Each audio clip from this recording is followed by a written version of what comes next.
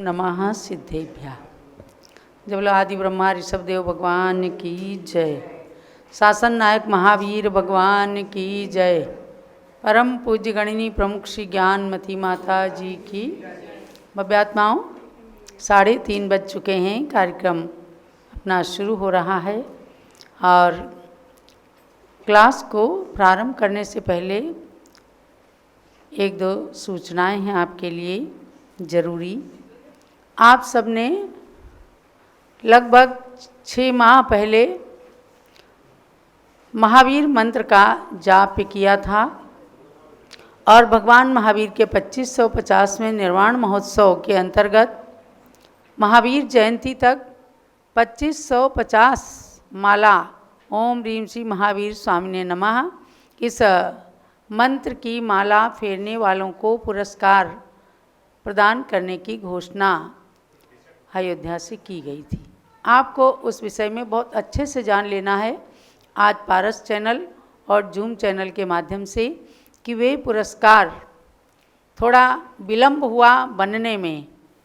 आयोजकों की ओर से इसमें किसी प्रकार की कोई कमी नहीं रही है, लेकिन जब पुरस्कार बनेंगे भगवान महावीर के श्री चरण बनाने के लिए जो समिति ने ऑर्डर किए उसमें काफ़ी विलंब हुआ और बनाने वाले ने थोड़ा सा ज़्यादा विलंब किया।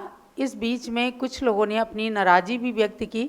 इसमें नाराज़ी व्यक्त करने जैसी कोई बात नहीं है, क्योंकि आपको पुरस्कार घोषित किया गया है।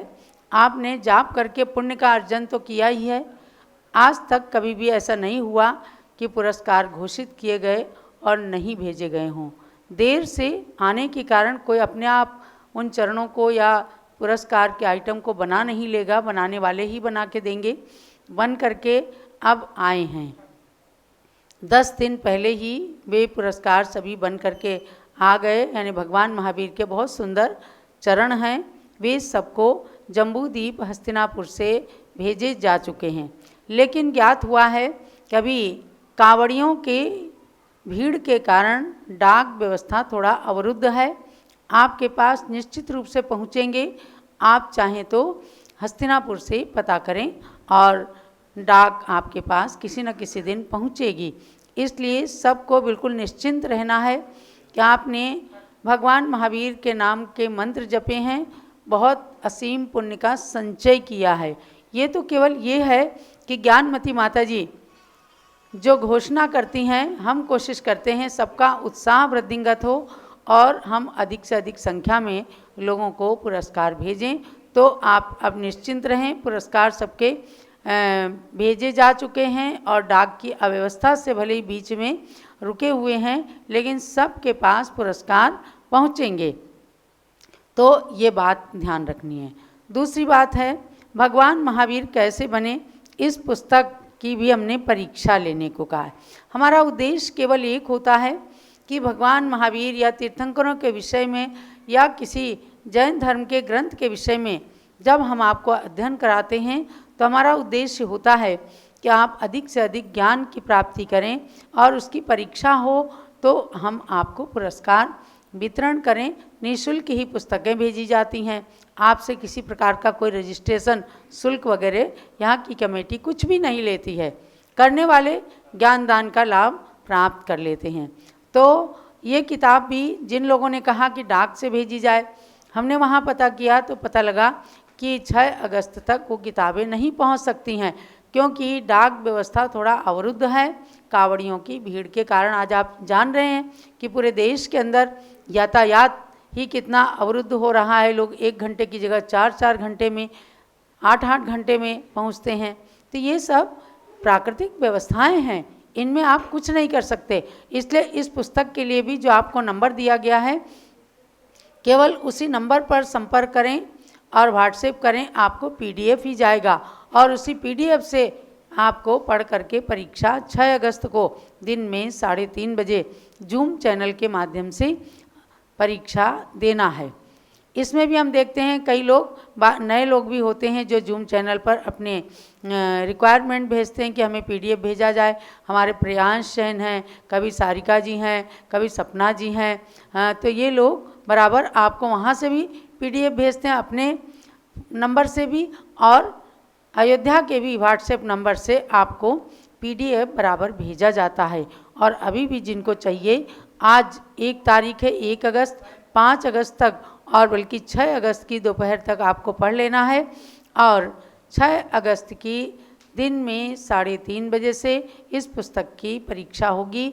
पढ़िए अच्छे से। और महावीर भगवान के जीवन के विषय में तमाम भ्रांतियाँ लोगों ने फैला रखी हैं, यानी कि भगवान महावीर का थोड़ा परिचय विवादित कर दिया गया। भगवान महावीर के जन्म से लेकर, गर्भ से लेकर और निर्वाण तक उनके तमाम जीवन से संबंधित विषयों को विवादित बनाया गया। सब लोग जाने कि कुंडलपुर के अंदर ही भगवान का जन्म हुआ था, जो वर्तमान में नालंदा जिले के अंदर है। और कुंडलपुर अवतारी त्रिशलानंद विभो इस आरती को भी खूब करते आए हैं। दिगंबर जैन परंपरा के अनुसार भगवान महावीर की माँ त्रिशला ही थी, कुंडलपुर की महारानी थी, राजा सिद्धार्थ की रानी थी। कुछ लोग जैसे श्वेतांबर परंपरा में मानते हैं कि एक ब्राह्मणी के गर्भ में पहले महावीर का जीव आया, पुनः उसके गर्भ का प्रत्यारोपण त्रिशला महारानी के गर्भ में किया गया। ऐसा दिगंबर जैन आगम परंपरा में कहीं भी नहीं है। महावीर स्वामी का विवाह नहीं हुआ। दिगंबर जैन परंपरा उन्हें बाल ब्रह्मचारी मानती है। महावीर भगवान के ऊपर केवल एक बार उज्जैनी नगरी में उपसर्ग हुआ, बाकी कोई उपसर्ग उनके ऊपर नहीं हुआ। चंदना सती का जीवन चरित्र भी महावीर से संबंधित है। वे महावीर स्वामी की सबसे छोटी मौसी थीं, तो उनके विषय को भी बहुत विरूप करके प्रस्तुत किया जाता है।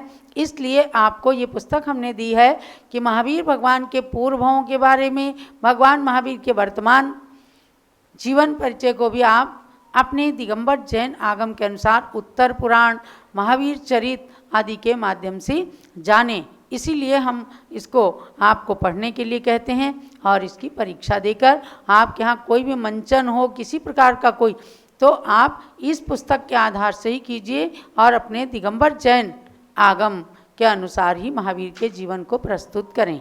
ये दोनों सूचनाएं आप ध्यान रखें। इसलिए कोई भी महावीर स्वामी के मंत्र से संबंधित अपनी शिकायत भेजने के कोई भी अधिकारी ही नहीं है, क्योंकि जो जो पुरस्कार जब जब भी घोषित किए गए तब तब भेजा गया। हम किस लिए आपके पास कह करके किस लिए नहीं भेजेंगे? हमारा कोई गलत अभिप्राय नहीं है, लेकिन यदि किसी चीज़ में विलंब होता है वह आपको स्वीकार करना पड़ेगा। तो आपके पास भगवान महावीर के चरण जब भी पहुँचें, बहुत श्रद्धा के साथ अपने घर में पूजा घर के अंदर उनको विराजमान करके भक्ति करें और अपने भावों को विकृत ना करें। अब हम चलते हैं प्रवचन निर्देशिका की ओर। ओम नमः सिद्धेभ्यः। सरस्वती नमस्तुभ्यं वरदे कामरूपिणी, विद्यारंभं करिष्यामि सिद्धिर्भवतु मे सदा। माता सरस्वती की कृपा प्रसाद से और सरस्वती की प्रतिमूर्ति पूज्य गणिनी प्रमुख श्री ज्ञानवती माता जी की छत्र छाया में आप बहुत ही सुंदर ग्रंथ का अध्ययन स्वाध्याय कर रहे हैं, प्रवचन निर्देशिका। ये प्रवचन निर्देशिका विद्वान बनने के लिए एकमात्र ग्रंथ आपके लिए पर्याप्त है, जिसके अंदर वर्तमान के सारे जीवंत विषयों को, ज्वलंत विषयों का ज्ञान आप प्राप्त कर सकते हैं। तो आपने इसमें सम्यक दर्शन के कारण नाम के चैप्टर को पूरा किया है। अब हमारा चैप्टर आ गया है सम्यक दर्शन। माने सम्यक दर्शन कैसे प्राप्त किया जाता है, चारों गतियों में किन किन कारणों से सम्यक दर्शन प्राप्त हो सकता है, अंतरंग बहिरंग कारण क्या है, ये सब कारण बताने वाला चैप्टर पूरा हुआ है। और अब तीसरे नंबर का चैप्टर है सम्यक दर्शन। माने सम्यक दर्शन अब कितने प्रकार का है, विभिन्न आगम ग्रंथों के माध्यम से सम्यक दर्शन 2 प्रकार का भी है, सम्यक दर्शन 10 प्रकार का भी है, सम्यक दर्शन 3 प्रकार का भी है। तो इन सब चीज़ों को अब आपको बहुत ही रुचि के साथ ध्यान दे करके और अध्ययन करना है। पुनः बार बार उसका रिवीजन भी कीजिए, क्योंकि मैंने कई बार कहा है कि प्रवचन निर्देशिका में कोई ऐसी चीज़ सार बताने लायक नहीं है, ये पूरा ही सार में सार ही है, इसलिए इसके एक शब्द को भी हम छोड़ नहीं सकते। तो अब चैप्टर को प्रारंभ करते हैं। सब लोग हाथ जोड़ करके बड़ी श्रद्धा के साथ सम्यक दर्शन के विषय को जानें। यह सारा सर्वसारेषु स सम्यक दर्शनम मतम आमुक्ते नैमां मुंचेत व्रतम च विमलीक्रियात्।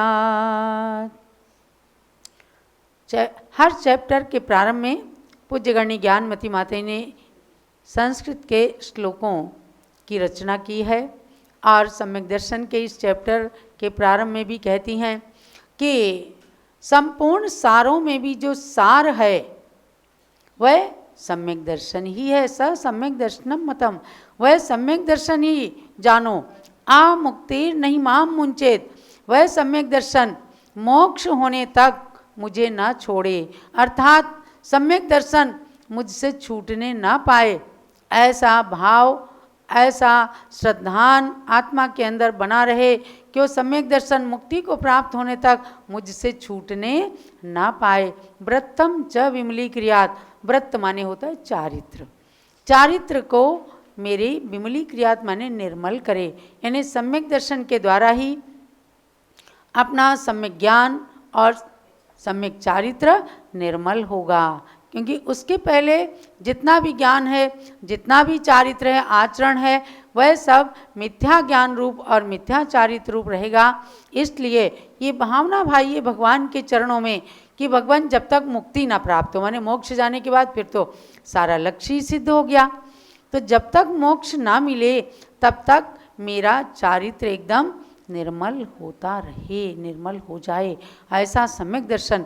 मैं कहती हूँ ये महान पुण्यात्मा हैं जिन्होंने स्त्री पर्याय को भी पा करके अपने नारी जीवन को कैसा धन्य किया, अपने सम्यक दर्शन को इस प्रकार का दृढ़ किया है कि अगर सोते समय भी कोई आगम के विरुद्ध एक शब्द भी बोल दे तो ज्ञानमती माता जी उठ करके बैठ जाएंगी।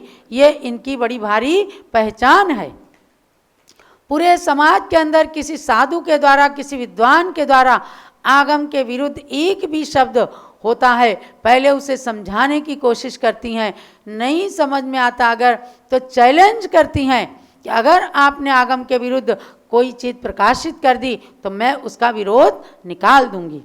ऐसी ज्ञानमती माता के द्वारा रचित ये प्रवचन निर्देशिका है। तो हम गौरव से कह सकते हैं कि हमें पूर्ण आगम प्रमाणित इस ग्रंथ के एक एक शब्द को पढ़ करके अपने सम्यक दर्शन को भी इसी प्रकार से दृढ़ बनाना है। चाहे हम कितनों के विरोधी बन जाएं, लेकिन हम आत्मा के विरोधी, हम आगम के विरोधी ना बनने पाएं, बस इसी में कल्याण निहित है। तो अब हम आगे चलते हैं।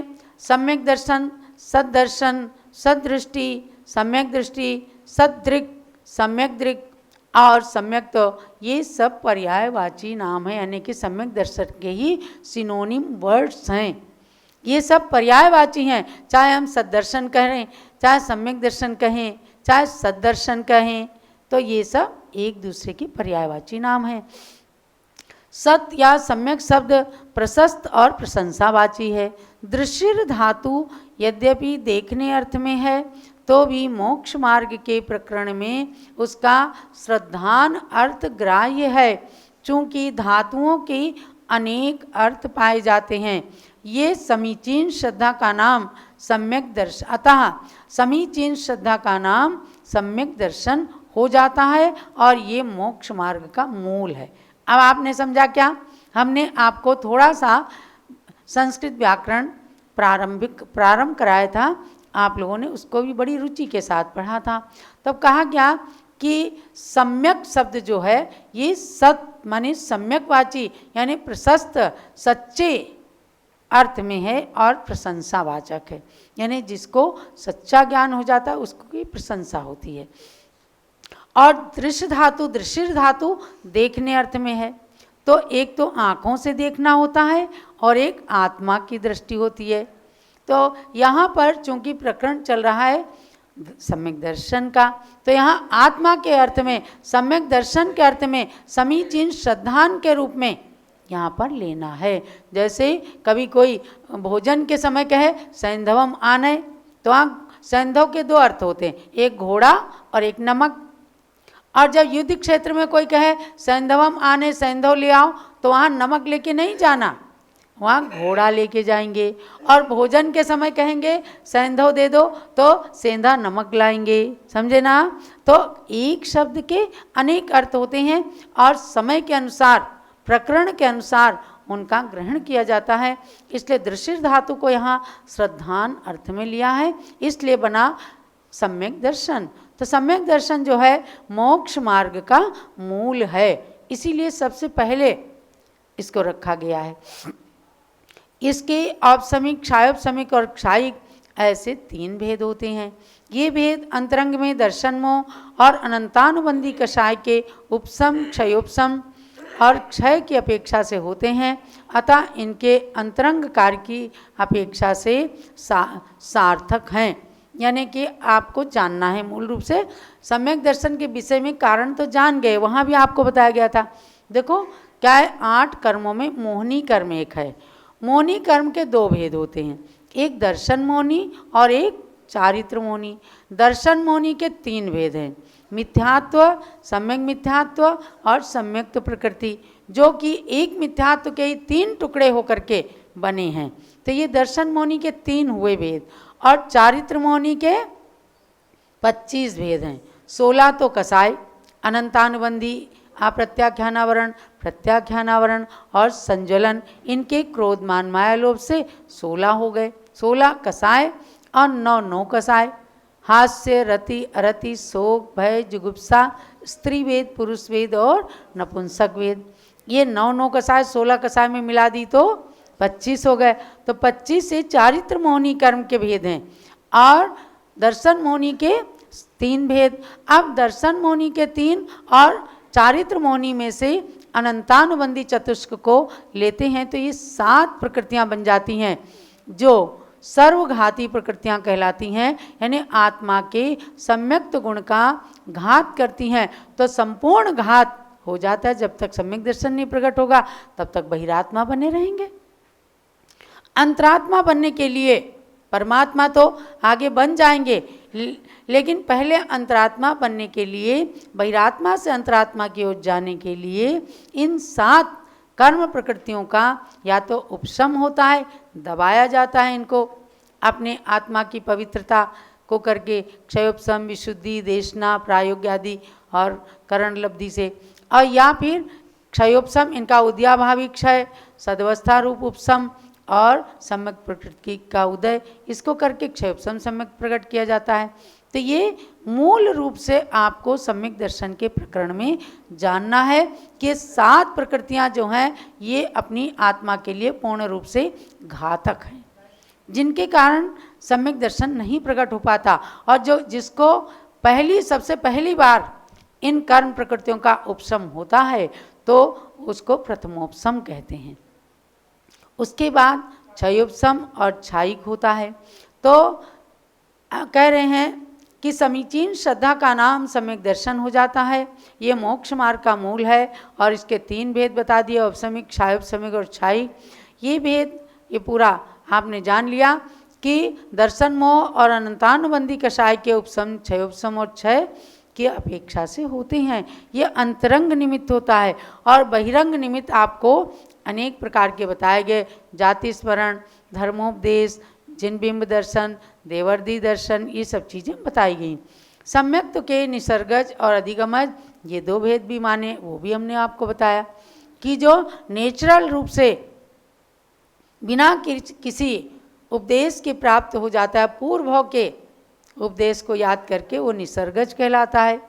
और अधिगमन माने तत्काल में उपदेश से जो सम्यक दर्शन प्रकट होता है। ये 2 भेद भी होते हैं। दोनों में अंतरंग कारण उपर्युक्त उपशम आदि 3 में से कोई भी हो सकता है, किंतु बाह्य कारणों में अंतर होने से इनके नाम में अंतर पड़ गया।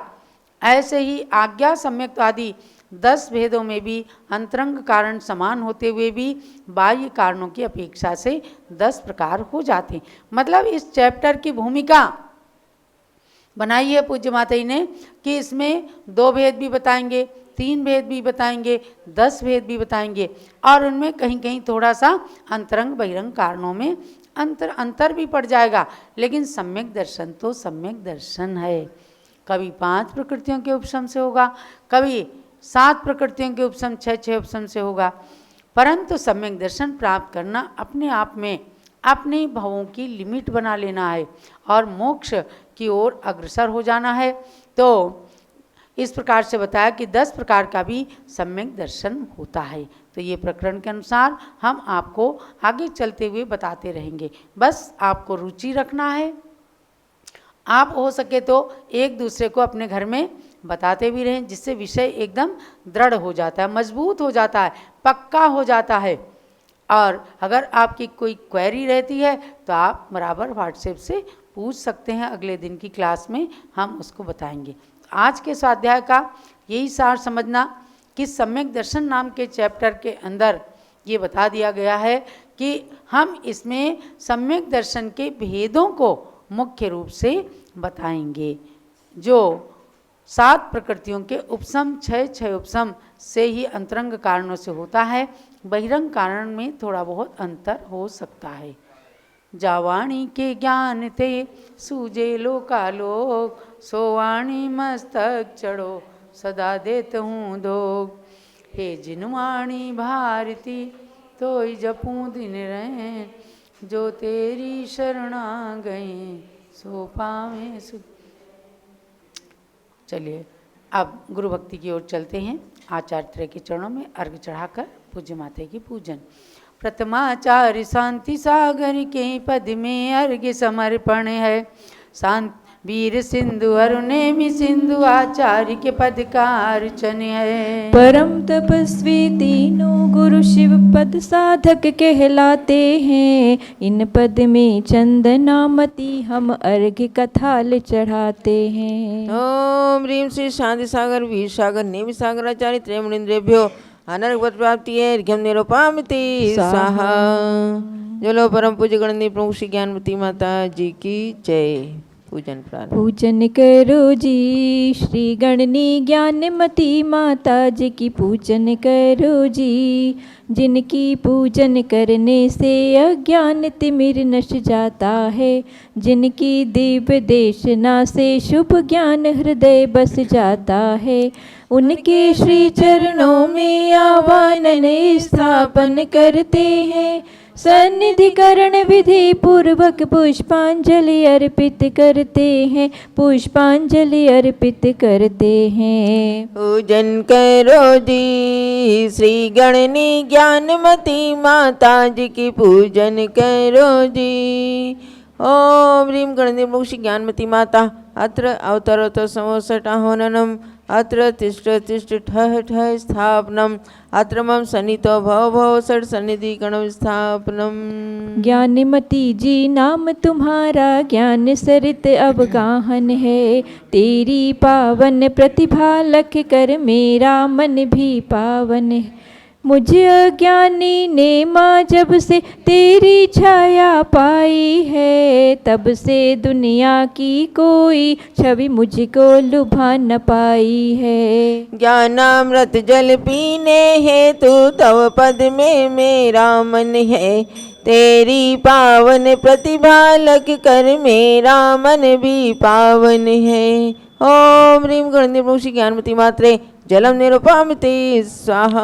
चंदन और सुगंधित गंधों की वसुधा पर कमी नहीं। लेकिन तेरी ज्ञान सुगंधि से सुरभित है आज मही। उसी ज्ञान की सारब लेने को आतुर मेरा मन है। तेरी पावन प्रतिभा लग कर मेरा मन भी पावन है। ओम ह्रीं गणेश श्री ज्ञानमती मात्रे चंदनम निरुपामते स्वाहा। जग के नश्वर वैभव से मैंने शाश्वत सुख था चाहा, पर तेरे उपदेशों से वैराग्य हृदय मेरे भाया। अक्षय सुख के लिए मुझे तेरा प्रवचन ही साधन है, तेरी पावन प्रतिभा लख कर मेरा मन भी पावन है। ओम ह्रीं गणेश श्री ज्ञानमती मात्रे अक्षतम निरुपामते स्वाहा। कामदेव ने निज बाणों से जब युग को था ग्रसित किया, तुमने अपनी कोमल काया लघुवय में ही तपा दिया। इसीलिए तव पद में आकर शांत हुआ मेरा मन है, तेरी पावन प्रतिभा लग कर मेरा मन भी पावन है। ओम ह्रीं गणेश श्री ज्ञानमती मात्रे पुष्पम निरुपामते स्वाहा।